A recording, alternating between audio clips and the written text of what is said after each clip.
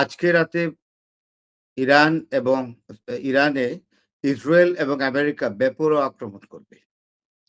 Air striking, বিমান হামলা এবং মিসাইল দিয়ে আক্রমণ করবে। এটা শুনতে পেলাম আজকে রাতে। তো এর আগে আমি একটি কথা বলে নেই, এই যুদ্ধটা ৩ টি কারণে হয়েছে। আমেরিকা এই যুদ্ধটা ইরানের উপর চাপিয়ে দিয়েছে ৩ টি কারণে। ফার্স্ট, ইসরায়েলকে প্রোটেকশন দেওয়া।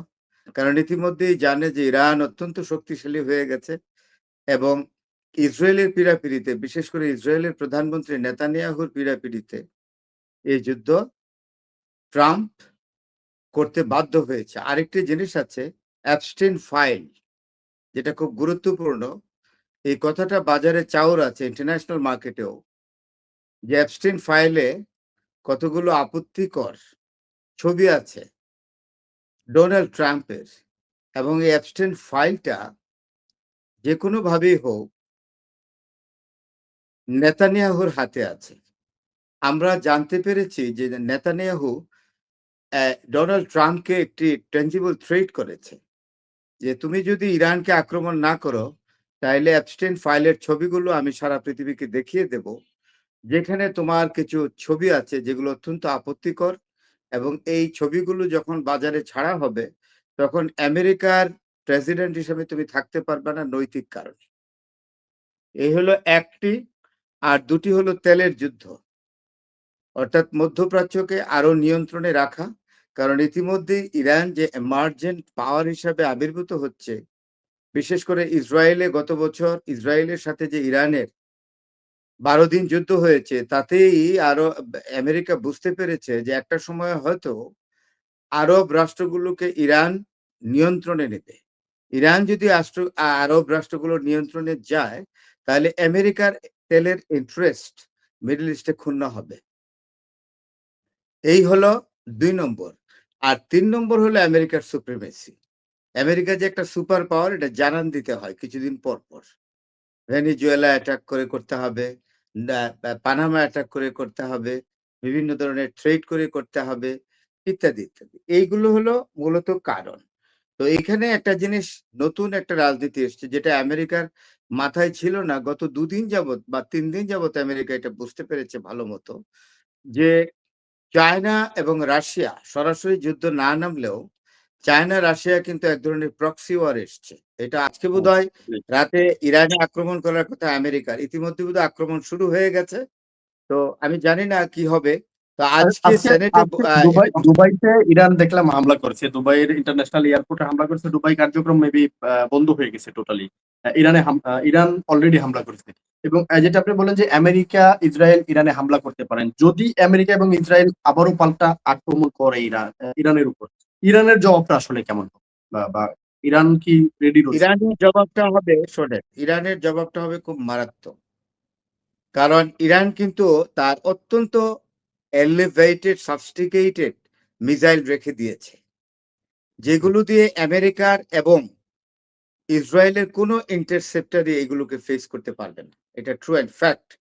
যদি এইরকমই হয়, তাহলে ওই মিসাইলগুলো দিয়ে, যেগুলো এখনো ছোড়া হয়নি, যেগুলোর ক্ষমতা এখন যে ব্যবহৃত হচ্ছে সেগুলোর চেয়ে ৫০ গুণ বেশি, সেইগুলো তেল আবিব, হাইফাতে তারা নিক্ষেপ করবে ইরান। তেল আবিব এবং হাইফা হলো বন্দর নগরী, বাণিজ্য নগরী। আর তেল আবিব তার ক্যাপিটাল সিটি কিচ্ছু রাখবে না। যত ধরনের establishment, defence establishment, government establishment, কোন রকম এস্টাবলিশমেন্টই রাখবে না। এবং ইরানে আপনার ইসরায়েলে অবস্থিত যত দূতাবাসগুলো আছে সবগুলোকে স্ম্যাশ করে দিবে ইরান। সুতরাং ইসরায়েলকে বড় ধরনের ভয়ানক সমস্যার সম্মুখীন হতে হবে।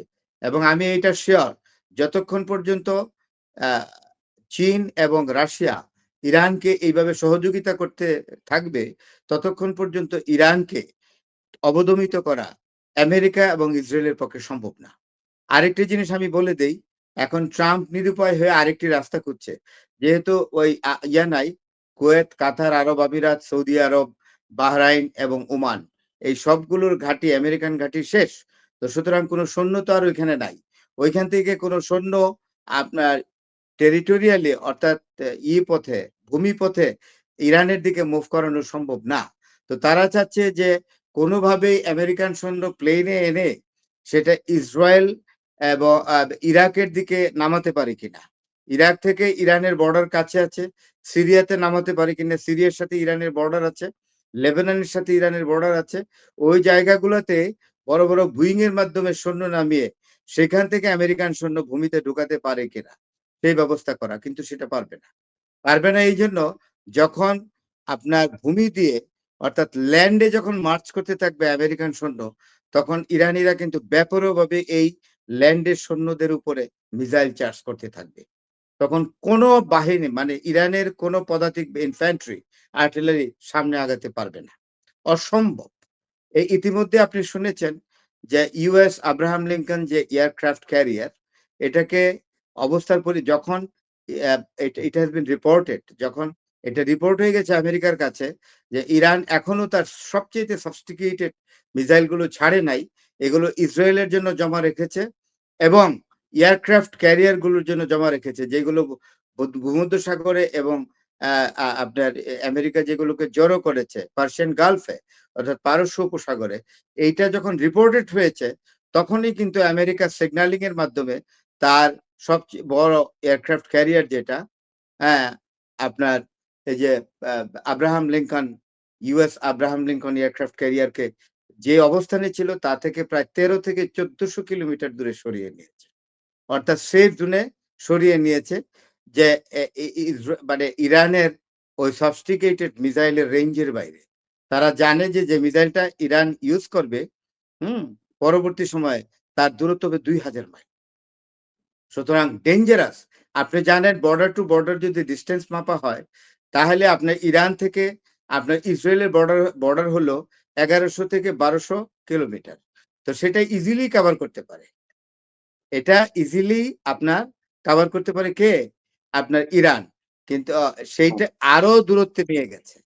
কারণ ২০০০ মাইল যদি কভার করে ফেলে ইরানিয়ান মিসাইল গুলো, তাহলে কিন্তু কোনো এয়ারক্রাফট আর এই জলসীমার ইরানের কাছাকাছি থাকতে পারবে না। তাই তারা সরিয়ে নিয়েছে। এখন চাচ্ছে বেপরোয়া বিমান হামলার মাধ্যমে আপনি দুটো জিনিস হতে পারে। এক, ইরানকে দমন করা। তো আমার মনে হচ্ছে এটা সম্ভব না। এটা বিভিন্ন মতবাদ আছে। এখনো ৬ থেকে ৭,০০০ মিসাইল মজুদ আছে। কেউ বলে যে না, মিসাইলের সংখ্যা লক্ষাধিক। তার মানে কি শুধু ৬ বছর না, ইচ্ছা করলে ১-২ যুগ যুদ্ধ চালাতে পারে ইরান। শুধু মিসাইলের মাধ্যমেই। এবং মিসাইল যুদ্ধের মাধ্যমে ইরান প্রমাণ করে দিয়েছে যে এয়ার স্ট্রাইক বা বিমান যুদ্ধ বা এয়ার ডিফেন্স খুব ইফেক্টিভ না। তো সুতরাং এই জায়গায় কিন্তু বুঝতে হবে যে তারা বিমান দিয়ে শেষ চেষ্টা করবে। প্রধানত করা যায় কিনা ইরানকে? আমি মনে করি এটা সম্ভব না। এটা বোকামি হবে। বড় ধরনের সিভিল ক্যাজুয়ালিটি সৃষ্টি হবে। এই সিভিল ক্যাজুয়ালিটি বড় ধরনের তৈরি।